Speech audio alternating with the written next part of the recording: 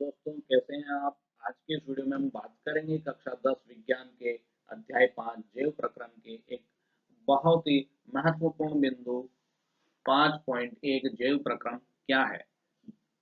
चलिए शुरू करते हैं। जीवन की अनुरक्षण की जो प्रक्रियाएं हैं उन्हें हम जैव प्रक्रम कहते हैं। इन्हें बिंदुवार हम चर्चा करते हैं और थोड़ा सा समझने का प्रयास करते हैं।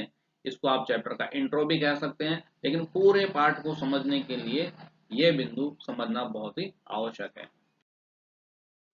कक्षा 10 विज्ञान पाठ 5 में 5.1 जैव प्रक्रम जीवन के अनुरक्षण की प्रक्रियाएं। सजीव और निर्जीव में अंतर। हम सजीवों को दौड़ते हुए, जुगाली करते हुए या चिल्लाते हुए देखकर पहचानते हैं। जुगाली क्या होता है? ये नया शब्द।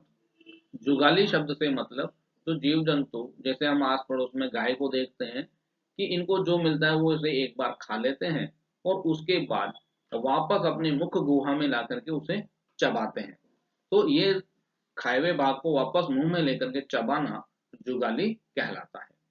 यदि कुत्ता, गाय या इंसान सो रहे हों तो भी वे सजीव होते हैं, क्योंकि हम उन्हें सांस लेते हुए देखते हैं, मतलब जिनमें श्वसन भी होता है।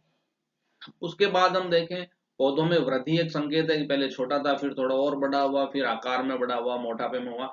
लेकिन सभी पौधों में हमेशा स्पष्ट वृद्धि दिखाई नहीं देती, रातों रात थोड़ी बड़े हो जाते हैं। कुछ पौधे जिनकी पत्तियां हरी नहीं होती, या कुछ जंतु जिनमें गति स्पष्ट रूप से दिखाई नहीं देती, वे भी सजीव होते हैं। मतलब हर एक में गति, ये आकार में वृद्धि स्पष्ट रूप से दिखाई दे तभी वो सजीव कहलाएंगे, ऐसा जरूरी नहीं है। निष्कर्ष रूप में हम कह सकते हैं, केवल दिखाई देने वाली गति जीवन के लिए पर्याप्त लक्षण नहीं है। अदृश्य आणविक गतियां भी होती हैं। आंखों से दिखाई न देने वाली अति सूक्ष्म गतियां जीवन के लिए आवश्यक होती हैं।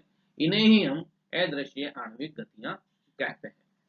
सजीवों की संगठित संरचना समय के साथ विघटित होने लगती है, इनमें परिवर्तन आता है। इन व्यवस्थाओं को टूटने से बचाने और अनुरक्षण के लिए अणुओं का गतिशील रहना आवश्यक है। विस्तार में पढ़ेंगे अध्याय के अंदर आगे। विषाणु, इनमें आणविक गति केवल संक्रमण के बाद होती है, इसलिए इनका सजीव होना विवादित है। शुरू से यह बात विवादित रही है कि विषाणु, जिसको हम कहते हैं वायरस, इनको सजीव माना जाए या निर्जीव। क्यों? कि ये किसी भी सजीव के शरीर से बाहर अक्रिय रहते हैं, इनएक्टिव रहते हैं। जब किसी संक्रमण के द्वारा ये किसी सजीव के शरीर में प्रवेश करते हैं तभी क्रियाशील होते हैं, तभी इनकी सारी क्रियाएं संपादित होना प्रारंभ होती है। तो इस वजह से ये विवाद के दायरे में है कि विषाणु को, वायरस को सजीव माना जाए या नहीं। इसी क्रम में आगे जैव प्रक्रम क्या है? तो वे सभी प्रक्रम जो सम्मिलित रूप से अनुरक्षण यानी कि मेंटेनेंस का कार्य करते हैं, जैव प्रक्रम कहलाते हैं। एक सजीव में, एक लिविंग ऑर्गेनिज्म में जो मेंटेनेंस का काम करता है, बॉडी को मेंटेन करने का, तो वो सारा प्रोसेस जो है वो लाइफ प्रोसेस या जैव प्रक्रम कहलाता है। ये तब भी चलता रहता है जब जीव कोई विशेष कार्य नहीं करते हैं। जैव प्रक्रम की आवश्यकता क्यों होती है, समझने का प्रयास करते हैं। कोई भी शरीर में क्षति हुई है, टूट फूट हुई है, उसकी रोकथाम करने के लिए इन प्रक्रमों के लिए ऊर्जा की आवश्यकता भी होती है। ऊर्जा कहाँ से आएगी? ऊर्जा शरीर के बाहर से आती है और इसे शरीर में लेने की प्रक्रिया को हम पोषण कहते हैं। तो पोषण क्या है? शरीर के बाहर से ऊर्जा वाले पोषक पदार्थों को शरीर में लेने की क्रिया पोषण कहलाती है।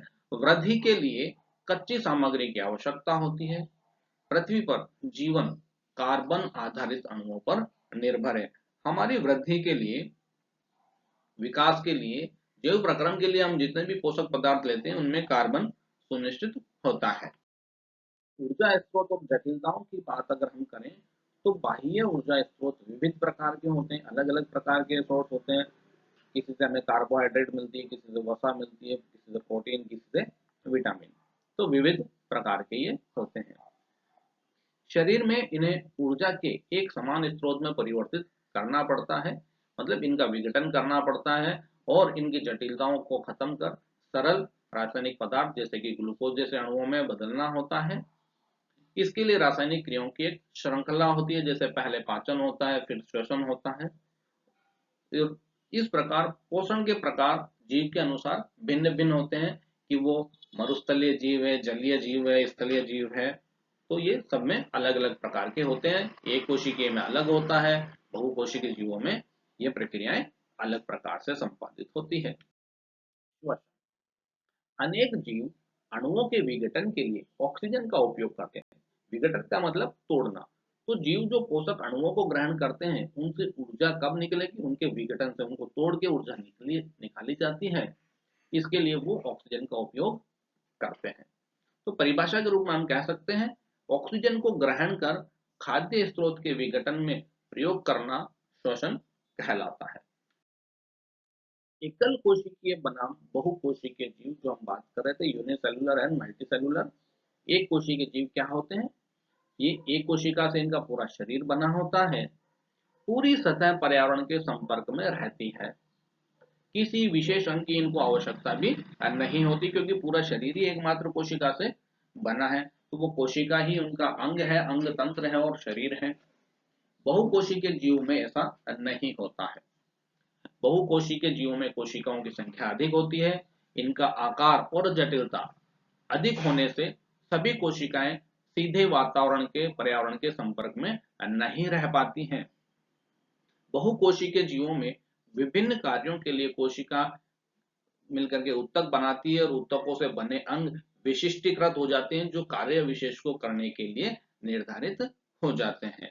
तो इस प्रकार एक कोशिकीय जीव और बहुकोशिकीय जीवों की संरचना अलग होती है, तो इनमें जैव प्रक्रम में भी भिन्नता पाई जाती है, जो अध्याय में हम आगे पढ़ेंगे।